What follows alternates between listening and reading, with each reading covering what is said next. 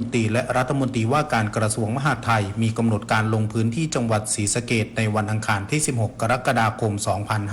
2568 เพื่อปฏิบัติราชการและติดตามความคืบหน้านโยบายด้านความมั่นคงและสังคมในพื้นที่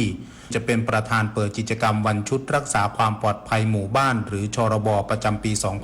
2568 ที่สนามกีฬาจังหวัดศรีสะเกษเพื่อส่งเสริมความเข้มแข็งของภาคประชาชนในการรักษาความสงบเรียบร้อยในชุมชน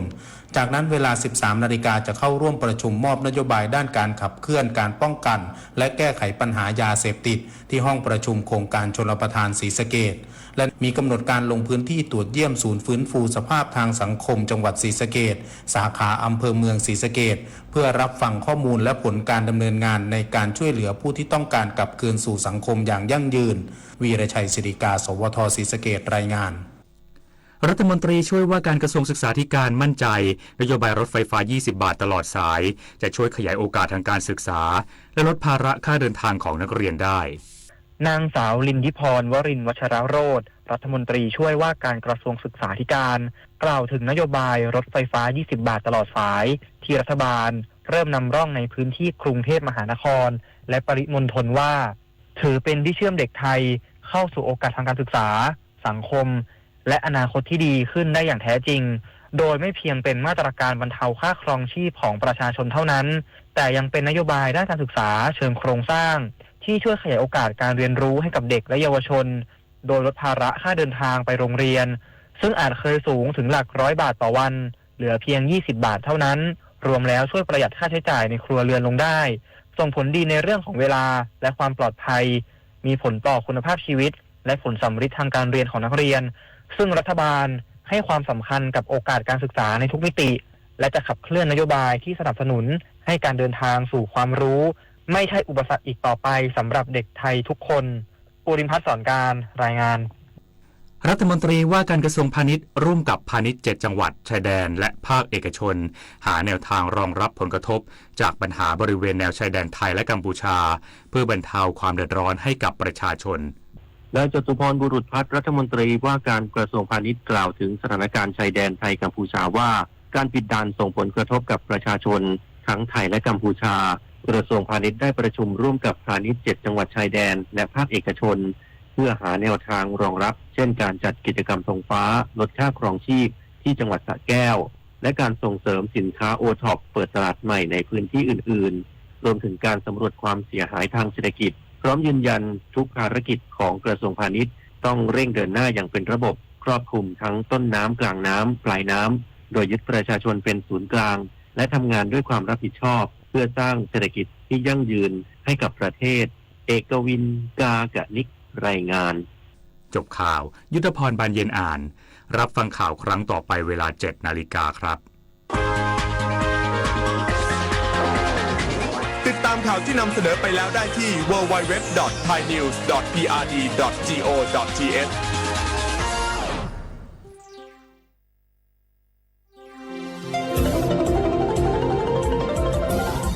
วิทยุแห่งประเทศไทยให้ความรู้คู่ความสุข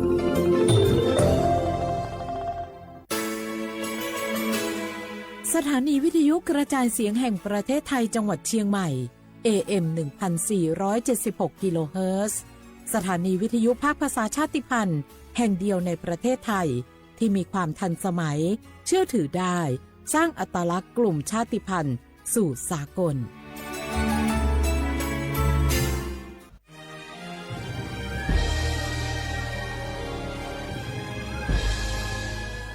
เกิดเป็นคนไทยเติบโตบนผืนแผ่นดินไทยจงภูมิใจในความเป็นไทยชาติไทยเรานั้นนับเป็นชาติที่มีความเป็นมาเก่าแก่ยาวนานเรามีภาษาวัฒนธรรมและมีสิ่งต่างๆที่เป็นเอกลักษณ์ให้เราได้ภาคภูมิใจในความเป็นคนไทยเราควรเห็นคุณค่าและมีความรักชาติหวงแหนแผ่นดินอันเป็นมรดกของบรรพชน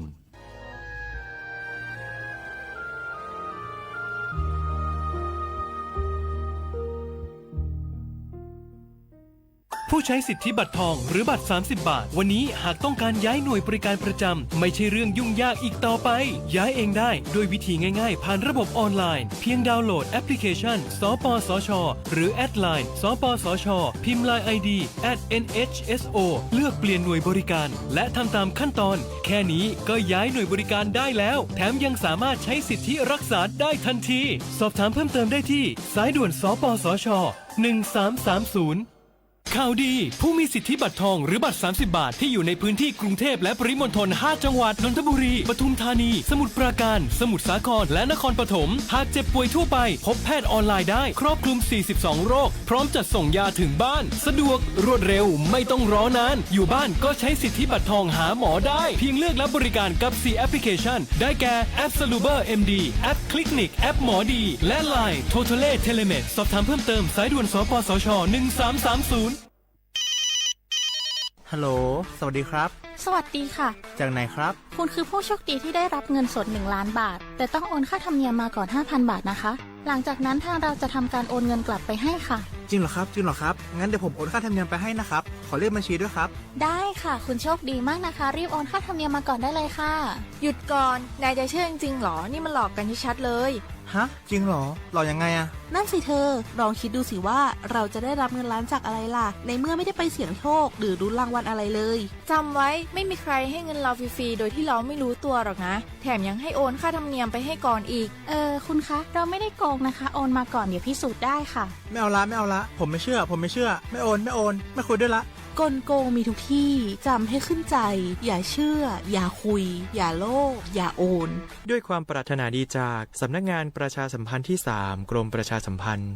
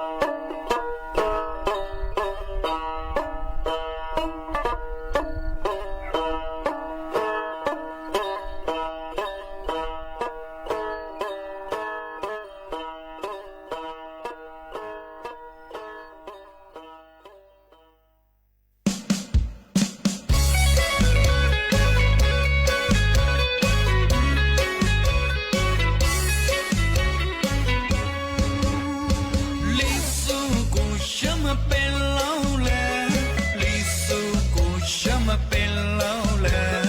你诉苦什么变老了？你诉苦什么变老了？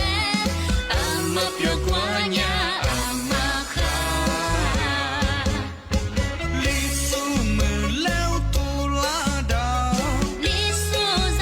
老多拉倒。你诉么了多拉倒？你诉咱老多拉倒。你没做你诉过手嘞。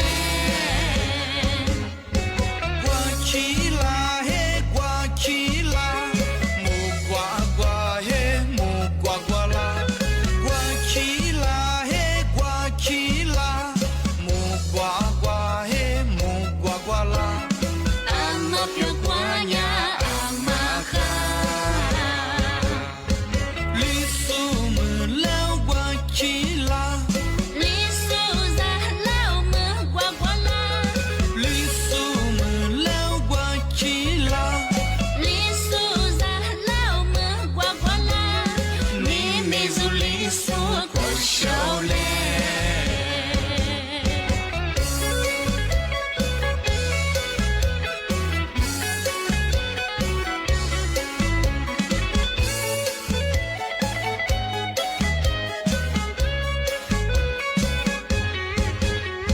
你诉过什么变老了？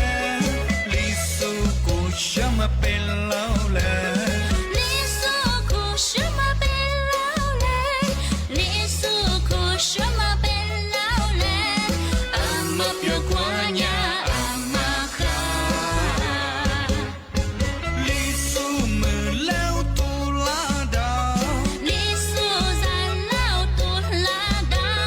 你诉么了多拉倒？你诉咱老多拉倒。你没做你诉过手嘞。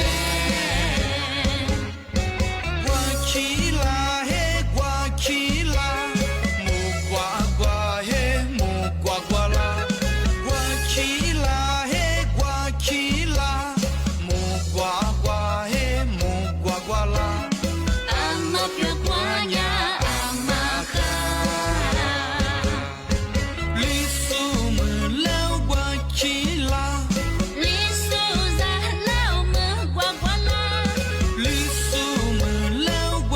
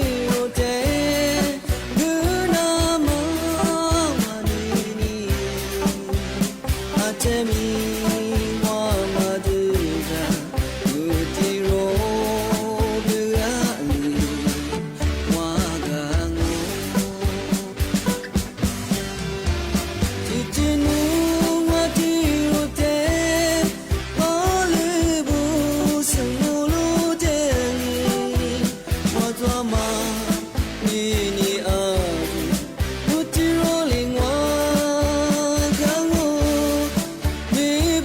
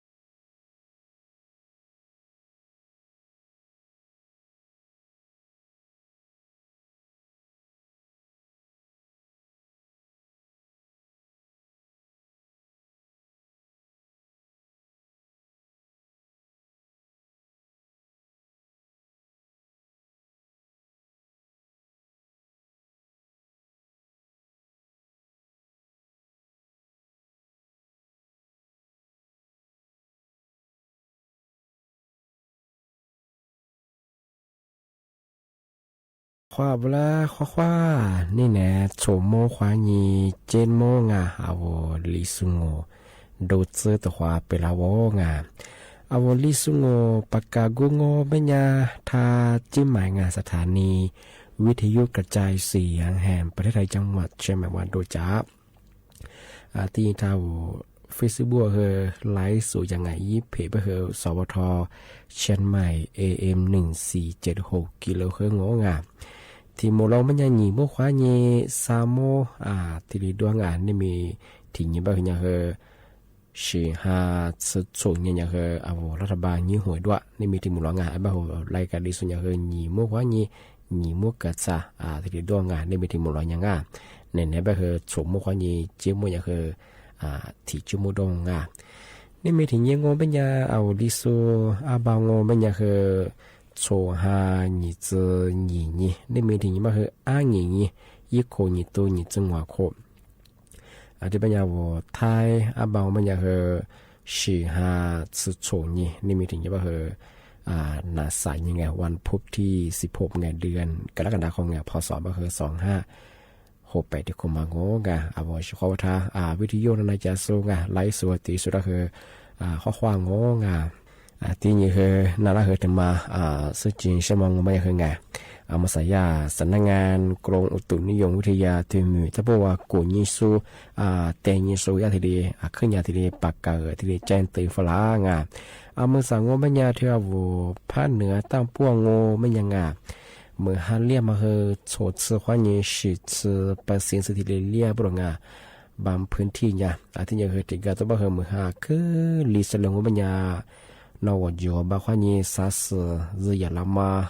อาจจะลุกฟ้าน้ำทั่วยามาลงที่ยังเฮอมีชางอเลื่อมแบเพียบามแบเมื่อฮันลิสเลบเฮอลาปัจฉิมาสุยยามากวยมาที่ลิจวาบลงที่แบบงบัญญาโวเชื่อว่าพื้นที่มีความเสี่ยงกว่าจะสูงโง่ไม่ยังไงมาขยะ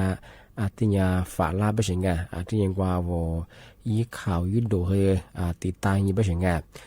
ที่โคเล็กโคลาเอาจามือหาคือพันเลี้ยงโง่บัญญาเธอสถานการณ์ลาปัจฉิกว่าจ้าน้ำท่วมอยู่จงโง่บัญญาคือมาขยะที่ยาฝาลาจะโมบรองาปีความมือหาคือพันเลี้ยงโง่บัญญาคือเอาจะซื้อจามาคือว่า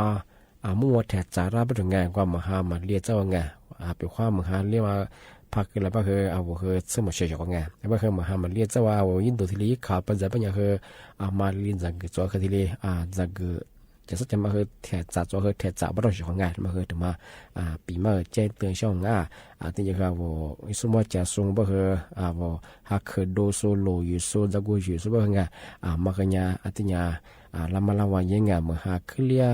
มุกคือเปลือมีหิโลหะเจ็บก็คือจากกุศลบาขยะคืออันตรายมาคือจวงว่ามีหิอยู่เสร็จแล้วก็คือจ้าสุดโร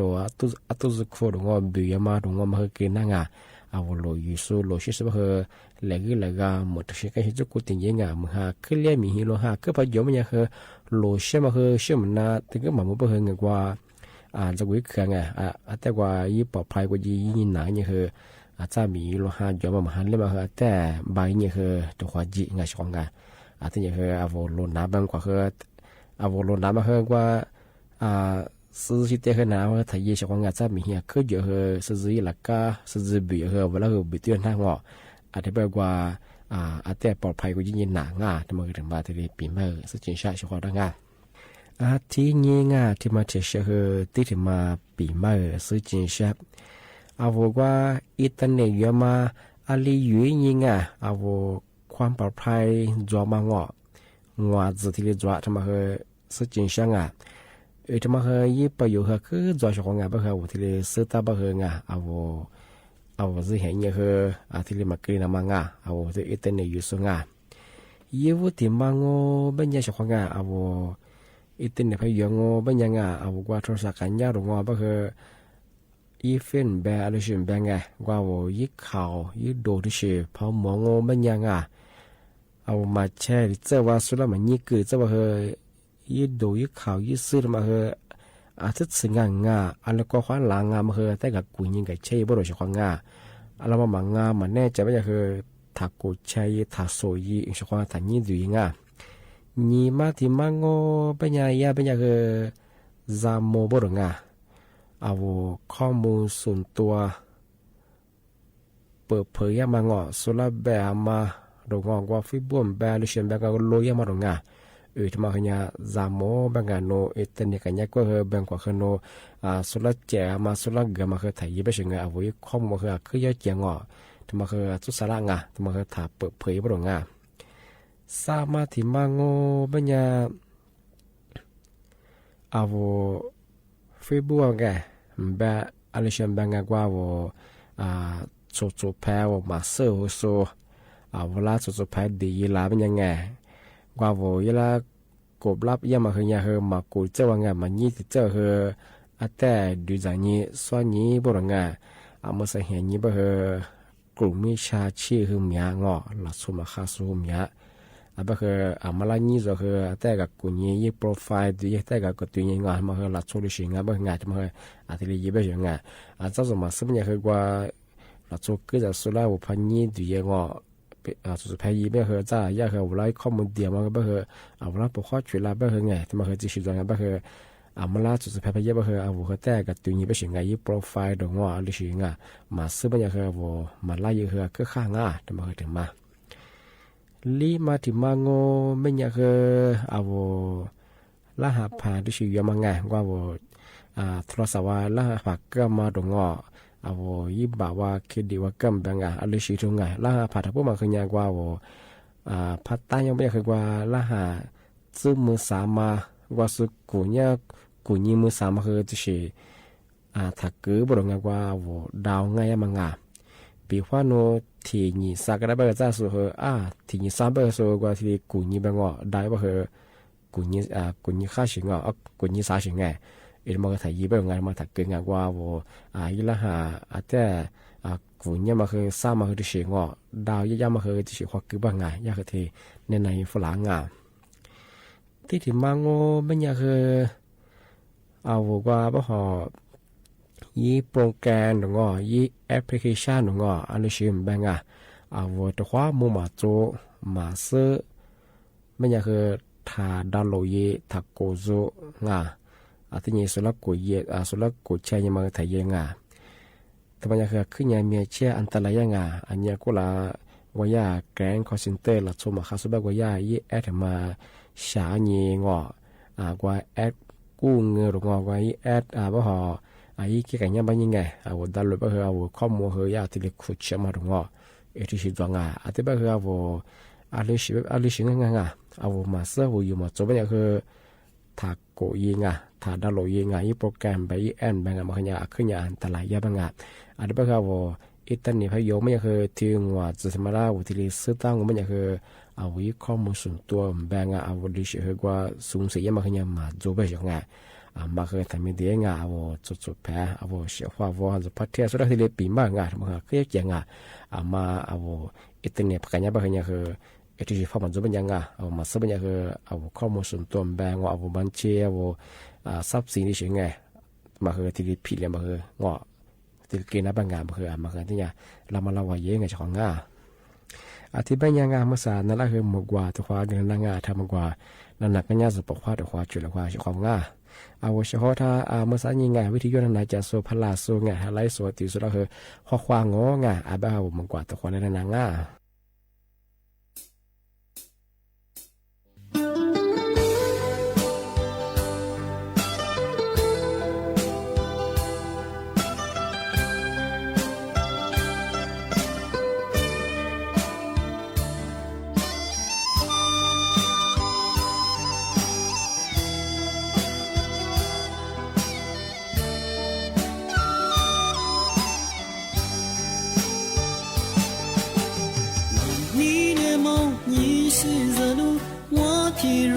ที่คือจะเลโลซากว่านี่มือมาดองนี่มากูกว่าดูจะสโลโลมุเทวาซนานีอันลีเบสเซเตบาลางาคือเทมาดูนี่ยาบยาสเกสชา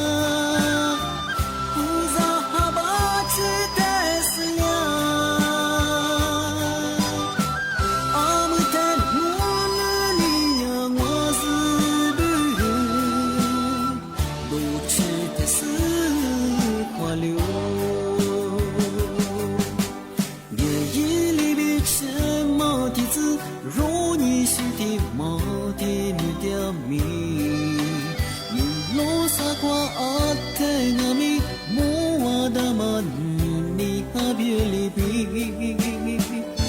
字的是你怎么如你是子你呀你我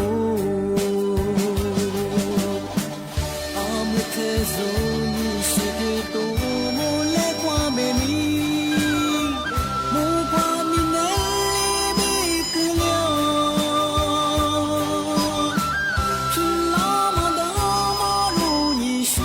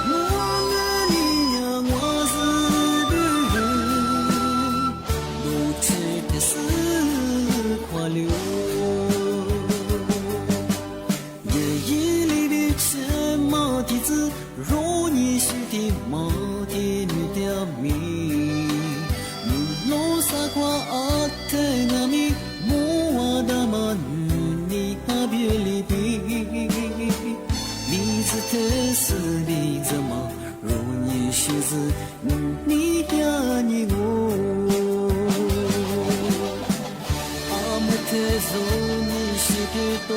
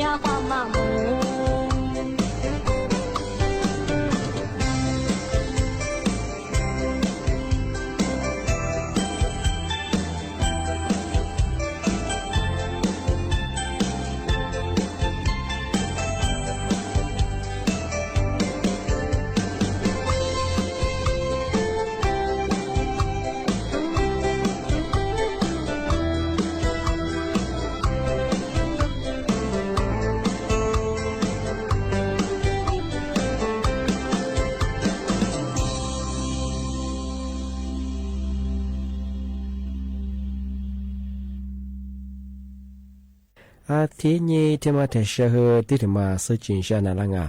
เอามาสาวรัฐบาลแบบมังงมันอย่างเอาแท้ไม่สู้งาถ้าปุ๊บมองไปงาเอามาใช้สิทธิ์ตรวจเชื้อโรค HIV มางานล้านยี่กูลาบลงงาที่กูมาหยี่ขวาที่เรียกกูอ่ะเงาะฟีกูว่าเชิงงานสิปุ๊บดูยี่ที่เรียล้านยี่กูลาเจ้ามันอย่างเอาเมื่อสถานการณ์ผู้ติดเชื้อ HIV มาเนี่ยเนื้อสูงมันเนี่ยสิ่งที่กูมาที่หาข้อนี้เอามา50%งัวแสนลีมือชิโตงัวเฮียงัวจะสวยที่ตัวเชิงงานที่นี่ยี่สิบเนื้อสูงเนี่ยที่มือสาตัวสาเฮียงัวจะสวยตัวเชิงงานแต่มาสิ่งที่กูบ้าเรื่องตัวเฮียโชดซื้อเหตุของงานเอาเรื่องนั้นทำมาหลายอย่างที่พักกูงูมันยังไงปีขว้าหัวพักกูมันเลยงูมันยังเอาอันมีเหตุที่เลยช้างยี่ความรุนแรงมาอันที่อย่างนี้แหละเป็นสิ่งไงอันที่ยังกว่าโลกนานเหนือนี่เสียมาเนี่ยแต่ก็เหมือนตัวที่เลยนี่แหละเป็นสิ่งไงมีอันนี้ก็ไม่นาทำมาเชื้อ HIV มาไงนาทำมาหนึ่งมีมาสิพูดเบอร์เท่ากว่าต่างต้าความมังเอาต่างต้าความยังว่ามาป้องกันยังมังจะความยังนาทำมาซื้อดอกความสิ่งไงอาจจะเป็นเอารัฐบาลยังไงเอาแทนสุดท้ายปุ๊บมามาใช้สิ่งไงตรวจเชื้อ HIV มาล้านยี่ติดกุมารอยู่ขวาตัวรับรองไงฟรีง่ายที่เรียกว่าว่าเลือนาเนื้อยี่เสียมาไงติดก็ยานี่แหละเป็นสิ่งไงเอานี่มีกูมาเอาที่นี้ผลมาว่าซื้อได้เอาที่ใช้ยังที่เรียยี่ความรุนแรงมาขึ้นอย่างที่เลยการหน้าบริงานแต่มาเดินมาปีมาสุดจริงเช้าช็อกดังอ่ะที่บ้านงมันยังไงนี่นะนาราปีมาที่เรียนจอนช็อกงานจ้าติมุลังหนีเมื่อควานยีสามเมื่อวานแต่ความมุ่งหน้าควานี่นะรายการลิสงประกาศกุบทา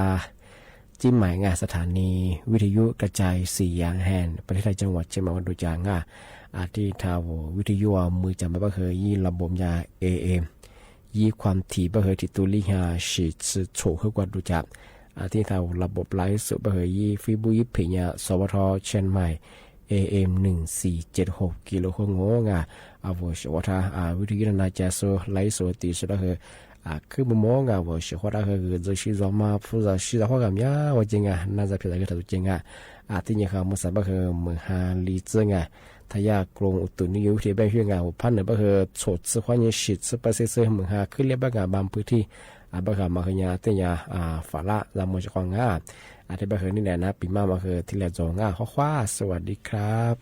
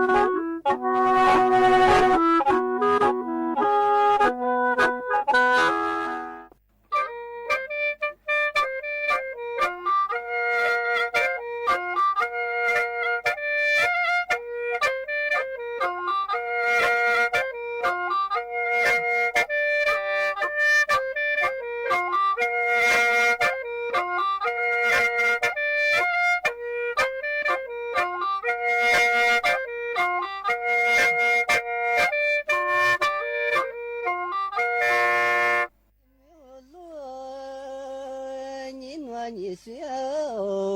呀，昨白么呀，天天下脚一天面，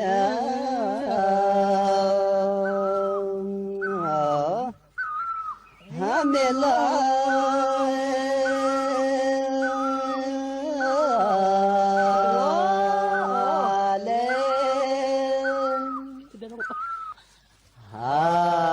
你这天面我了，也是子你是天妈那，咋的咋看？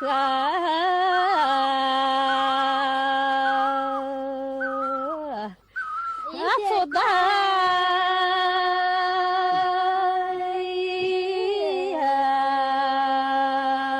我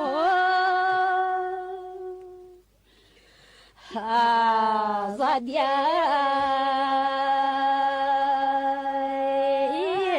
咋对的我。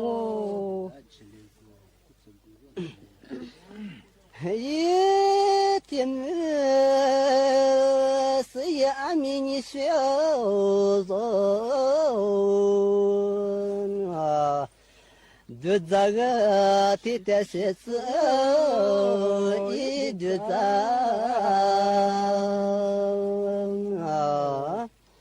啊是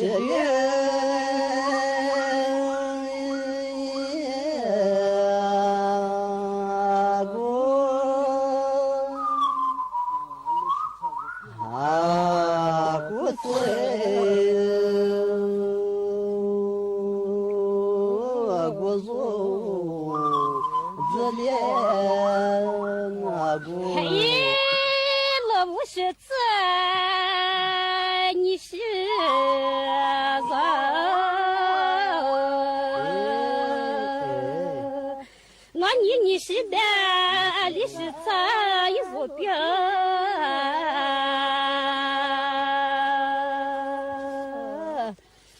马错。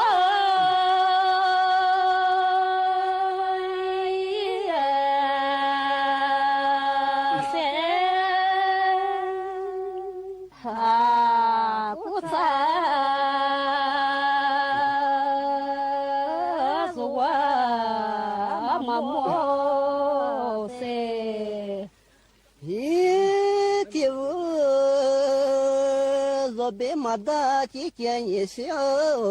子啊，马俺那你是马莫一三家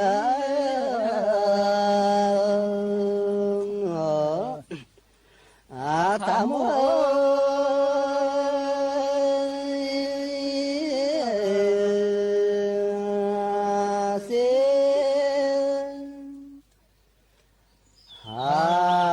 马觉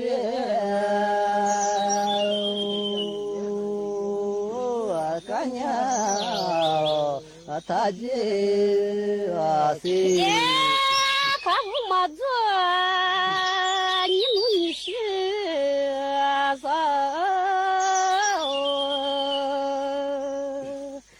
啊你的下也没面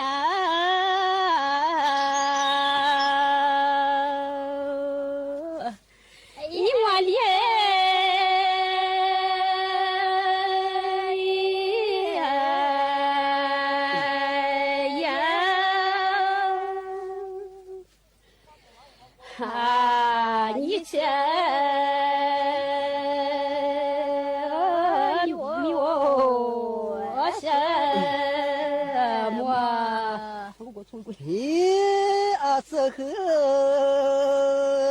若别马达几件你写着啊，这次我提的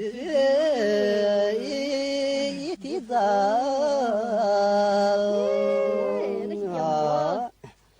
啊，这里。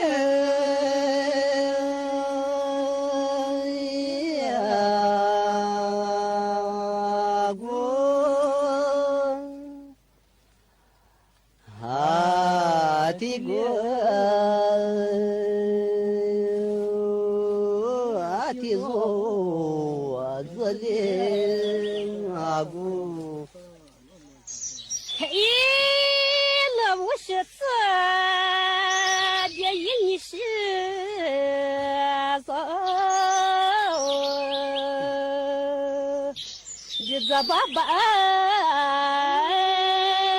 ikasa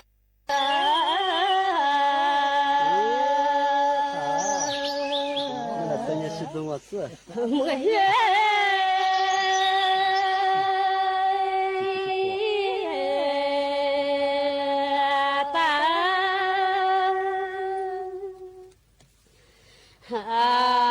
Mama dulu amuteta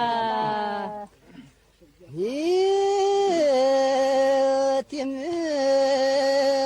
ya ni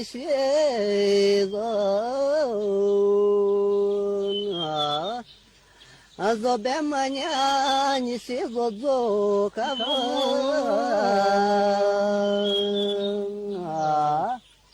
Amazo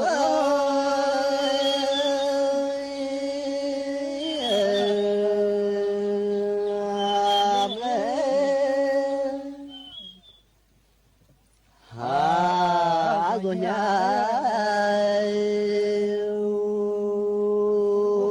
Kado amahnya